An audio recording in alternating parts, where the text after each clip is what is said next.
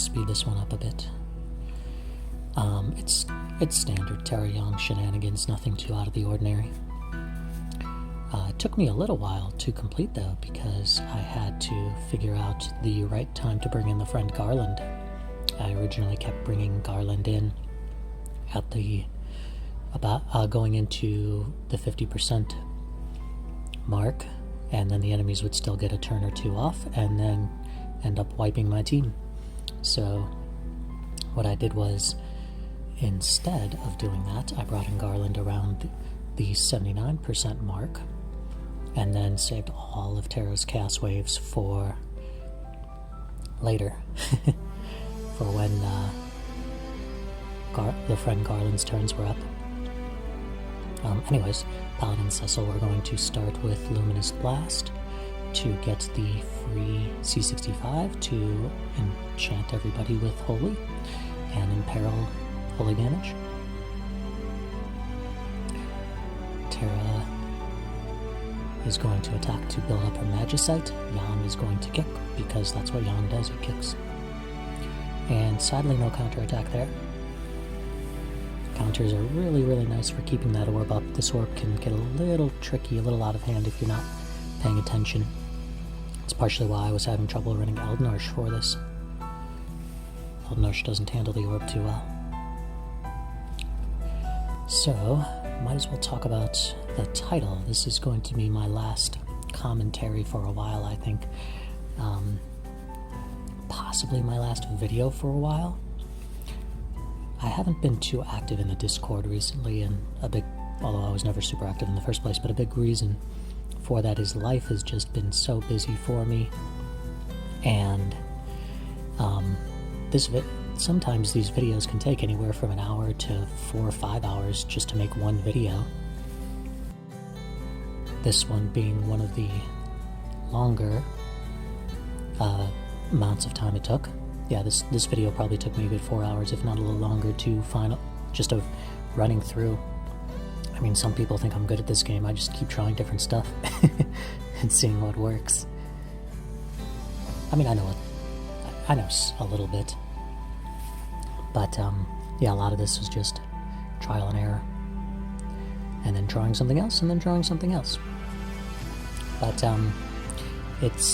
it's becoming too time-consuming for me. I'm so busy with my life,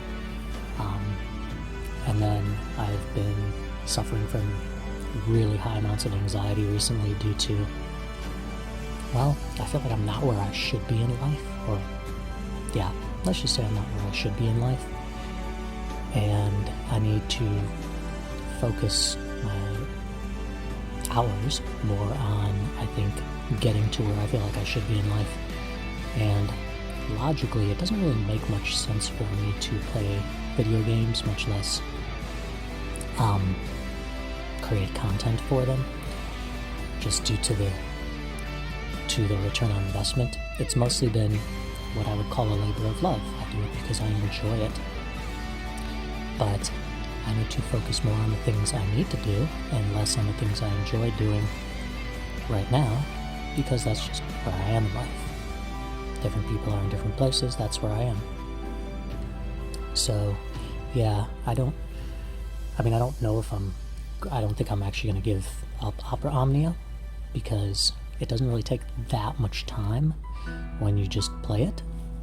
But I don't plan on doing commentaries for a while. I don't know if I'll be doing much as far as budget videos. I enjoy a good TCC challenge, that seems to be kind of coming back, so, you know, possibly record a few of those. I don't think I'm going to go out of my way to do the extreme challenges, because it's really hard to run an extreme TCC challenge without a fully built, fully ingoted team. So I haven't really done much of those. But that's where I am. So I appreciate everyone who watches my videos and subscribes and comments. And by everyone who comments, I mostly mean Blartanian. But yeah, we had some fun times. And so, anyways, back to the run.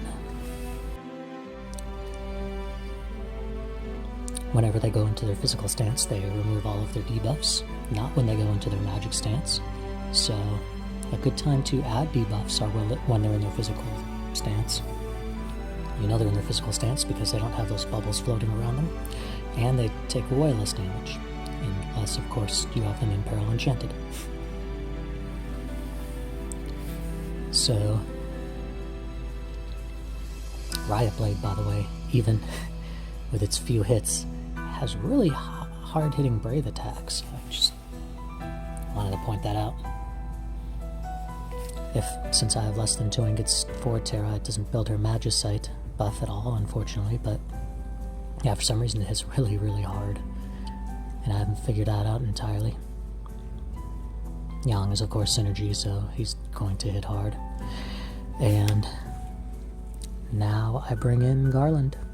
They're coming close to 79%, and they're still in their physical stance, but Garland doesn't care. He's going to hit extremely hard anyways.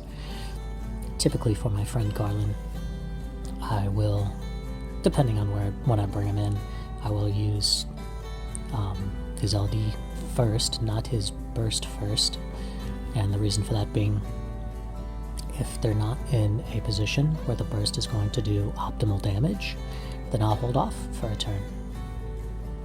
Especially if it's a fast enemy and Garland isn't going to get full charges of his burst anyways. And so this is kind of that situation. Having the Chains of Chaos buff above him will allow him to hit a bit harder. So even now I don't think he'll get the full 20,000 damage to each of them. Yeah, only 18,000, and that would have been less had I started with Garland's burst. So anyways, Garland's burst is out, and soon I will burst with Cecil. I think I'm going to go one more turn though with him due to the light enchantment. I want to make sure I time that properly. Oh, and of course I want to get Yang's LD used for when I go into Paladin Cecil's burst. It's nice to be synergy.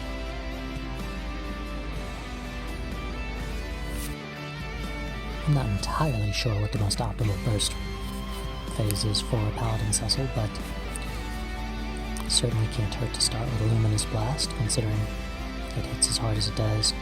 I opted for Saint's Fall there for the free skill due to the fact that it's going to battery Yang more than Holy Flame does. However, I'm not entirely sure that's the way to go, due to the fact that Holy Flame will do more damage. You know, Holy Flame did 12,000 damage there, whereas Saint's Blast can't do more than 10,000. So, probably would have been better to go Holy Flame for the free skill than Saint's Fall.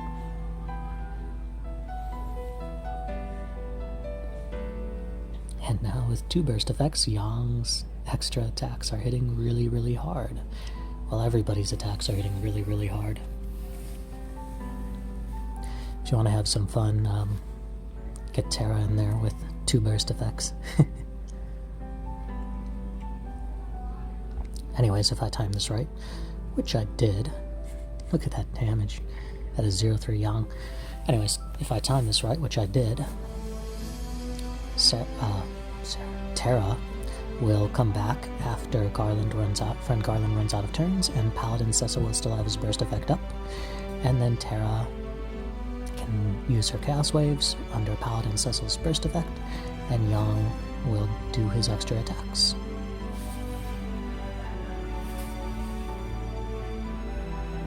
I don't know if it's mentioned much, but Yang's LD also prevents anybody from getting broken, so that can come in handy when you don't want to get broken.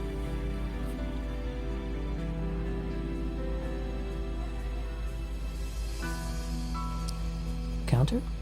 Hey, a counter, alright.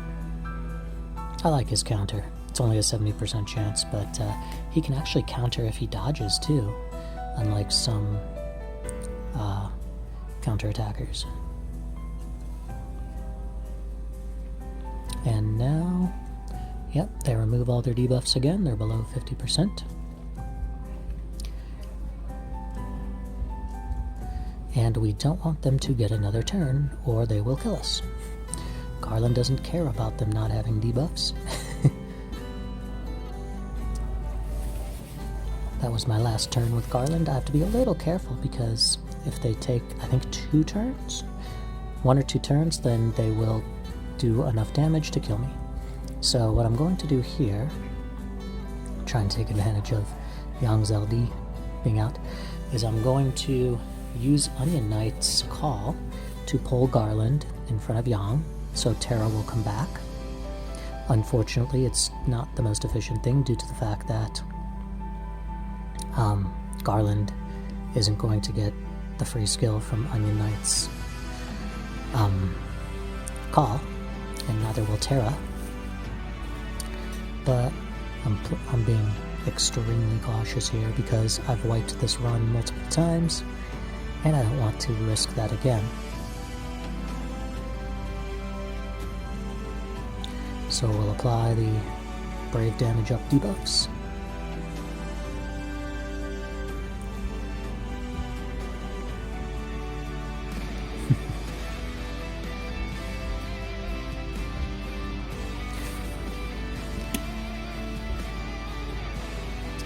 Trying to get some extra turns in there of damage.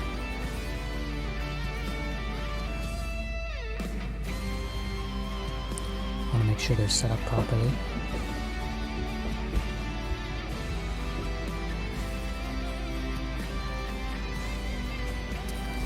And soon, yeah, because I don't think they have Holy Imperil yet. Yep. So here's the Holy Imperil. Now we will hit harder. Unfortunately, they did not come out of Brave Break yet. This will apply defense down to both of them.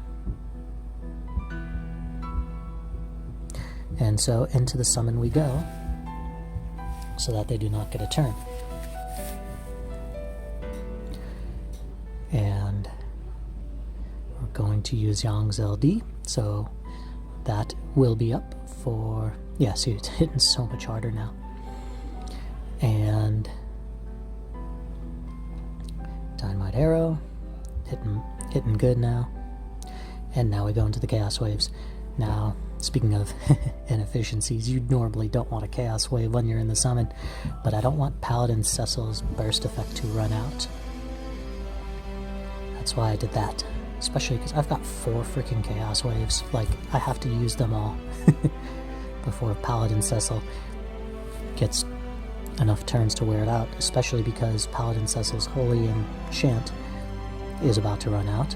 So on his next turn, he's going to have to pull it back up again, meaning Paladin Cecil will take 2 turns in a row on his next turn. And then Paladin Cecil's burst is going to run out. I apologize for the noise in the background.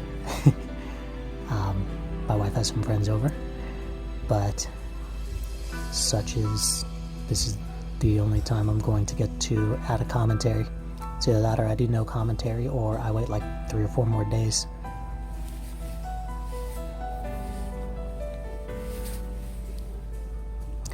Anyways, time for Terra Yang to go to work.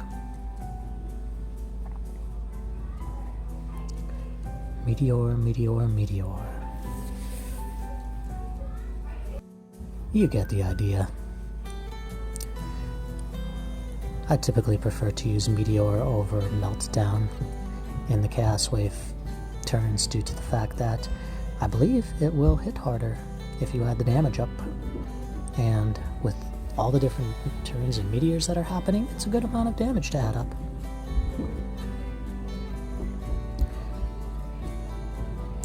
No extra turns before Paladin Cecil. I'll check in between Chaos Waves to see if Terra can get an extra turn before Paladin Cecil.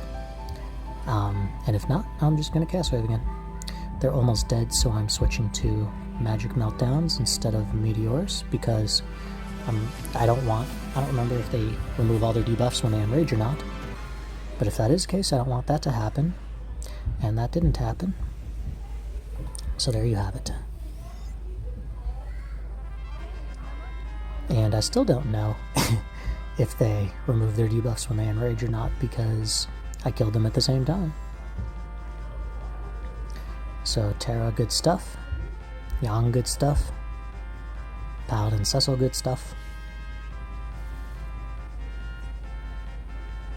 At least as long as they don't absorb Holy.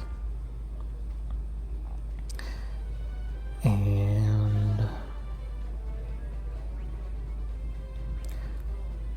Terra has 1 ingot, Yang has no ingots, just a book, and Paladin Cecil. Thanks for watching.